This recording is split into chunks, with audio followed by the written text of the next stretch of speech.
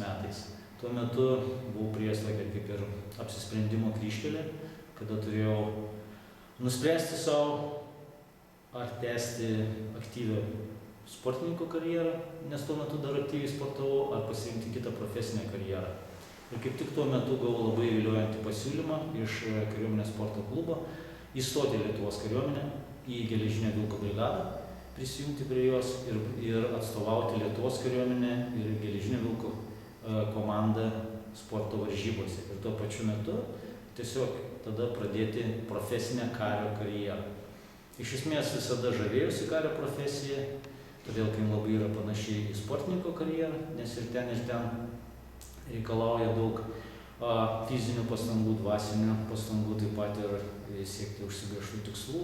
Tai žodžiu, tos profesijos tokios kaip ir labai panašios buvo, tai man čia labai buvo lengvas apsisprendimas. Ir taip pradėjau savo profesinę kario karjerą. Daugybę metų esu lengvos atletikos propaguotojas, stairis ir vidutinio nuotolio bėgikas, atstovauju Lietuvos rinktinę ne vienerius metus ir įstojęs į Lietuvos kariuomenę, tęsiau šią karjerą, toliau dalyvavau kroso varžybose, įvairiose bėgimo varžybose, pabandžiau keletą kartų sudalyvauti karinės penkiakovės varžybose. Šiuo metu aktyviai taip jau nebesportuoju, bet labai aktyviai propaguoju vis tiek sveiką gyvenimo būdą, tai yra judėjimą bet kokiu būdu, tai gali būti važinėjimas dviračiu, vaikščiojimas parke, bėgiojimas, vaikščiojimas kalnuose, plaukiojimas ir taip toliau. Iš esmės, kuo daugiau judi, tuo geriau jautiesi.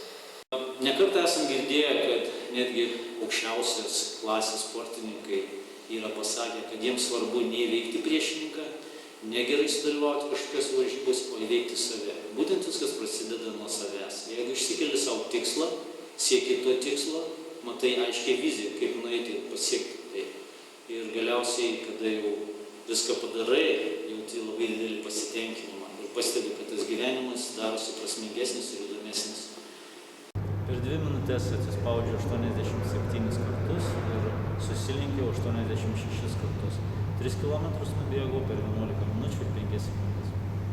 Mano toks palinkėjimas būtų visiems kariams, kurie siekia geležinės valios kario vardo, tai nepaskęsti rutinoje kasdieninės tarnybos arba asmeninio gyvenimo, o išsikelti savo tikslus. Bet tokius tikslus, kurie priverstų eiti per išbandymus, priverstų siekti kažko didesnio, aukštesnio. Ir tai nebūtinai turi būti susijęs su aukštais sportiniais rezultatais, bet tiesiog savo galima užsiduoti tarpinį tikslą, šios savaitės, mėnesio tikslą, galiausiai metų tikslą ir turbūt tas aukščiausias tikslas galėtų tapti geležinės valios kario vardas.